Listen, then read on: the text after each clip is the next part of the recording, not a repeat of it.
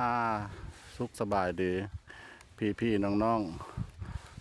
ๆFC ภายในหรือต่างประเทศเนาะอันนี้อีกมันเป็นอีกบอนหนึ่งเนาะมันเป็นอยู่บริเวณปากถ้ำอีกบอนหนึ่งเนาะสถานที่มันอยู่บ้านอ่า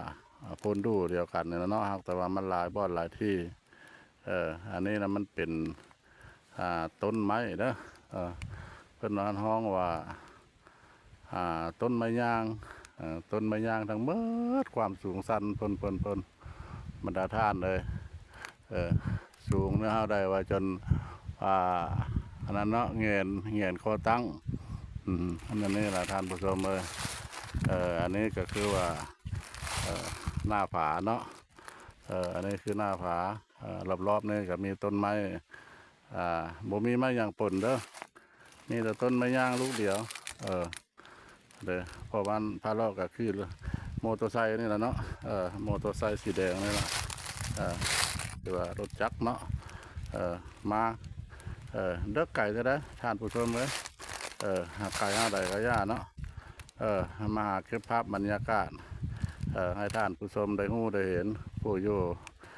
บ้านอยู่เงินเนาะบ่หู้บ่เห็นบ่ได้ไปได้มาอยากเรียกอยากการ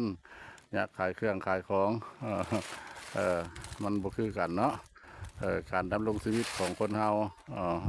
แต่ละคนมันบ่คือกันถ้าเห็นคลิปพอบ้านพอล้ออะไรสนใจอยากมาเที่ยวชมธรรมชาติอุดมสมบูรณ์สวยงามก็มาได้เด้อสิพาท่านผู้ชมไปเข้าไปในถ้ำเนาะไปเบิ่งพร้อมกันเลย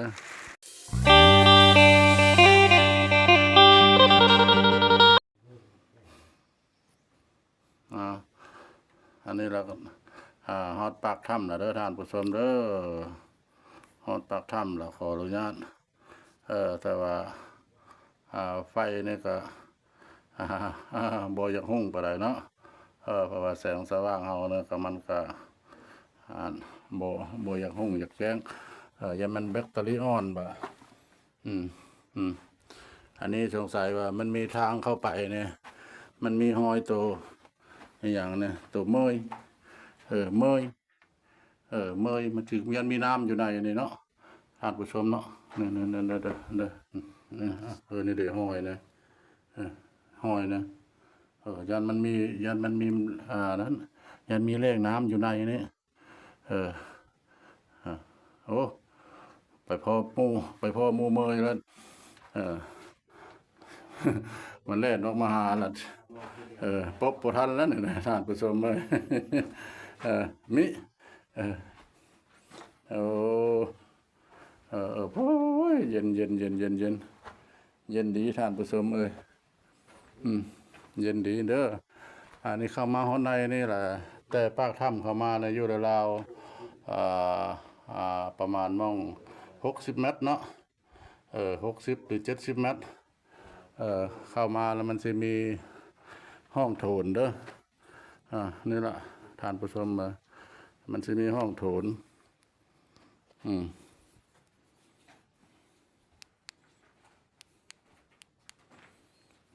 มันจะมีห้องโถนกว้างขวาง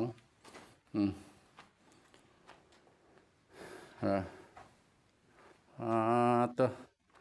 กว้างกว้างขวางเย็นดีกว้างขวางเย็นดีโอ้เดี๋แม่นอดีได้นี่ได้ยัดตัวเมยมันมีน้ำเลยอยู่นี่นะต้องมีน้ำเบิ่งน้ำกันเลยท่านผู้ชมเบิ่งน้ำกันว่ามันชิมมีพบเจอสัตว์อย่างเนาะแต่ย่ามันมากกลางคืนท่านผู้ชมย่ามันมากกลางคืนเด้ออันนี้ก็แม่นนะอันนี้ก็แม่นตัวเมยท่านผู้ชมเลยเด้ออันนี้นะมันสิเป็นมันสิเป็นถ้ำป้องเด้อมันซอดใส่ทั้งด้านบนด้านเทิงเพื่อละ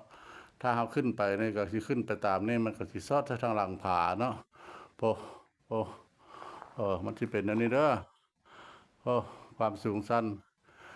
แต่ดินเขาขึ้นไปในที่ราว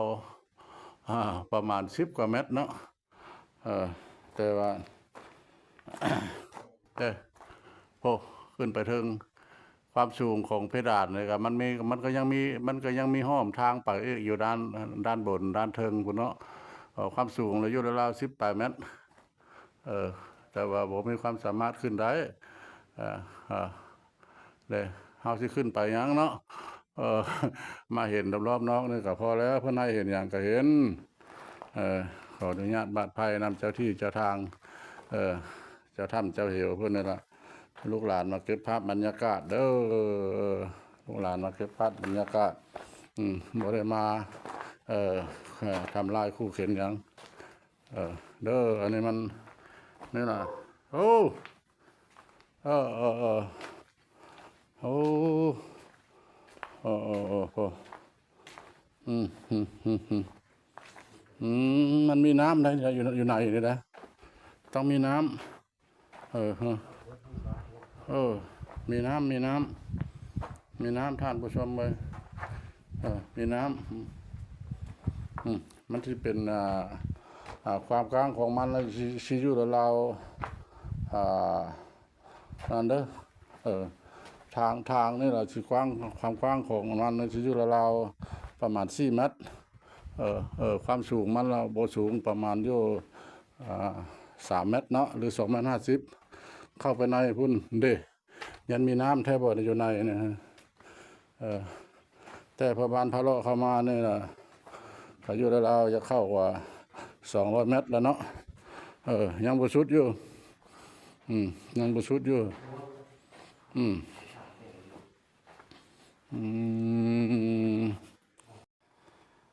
นี่แหละเป็นโทนกว้างขวางดีมีแต่หอยอันนี้มันก็เป็นปากถ้ำอุโมงค์อีกแห่งบ่อนหนึงเนาะทางประมาณพะเลาะได้พาท่านผู้ชมไปเก็บภาพบรรยากาศด้านในเมื่อกี้เนี่ยเลิกเข้าไปเกือบอย่าว่าลักนึงแล้วจนเมื่อยยังบ่สุดอยู่กว้างขวางดีมีแต่ห้อยตัวสัตว์มาวันนี้แล้วก็ถือว่าปากถ้ำอยู่นอกเนี่ยเนาะก็พอประมาณนั้นแหละเด้อท่านผู้ชมเด้อขอบจบคลิปไว้เพียงซ้ำนี้เนาะสบายดี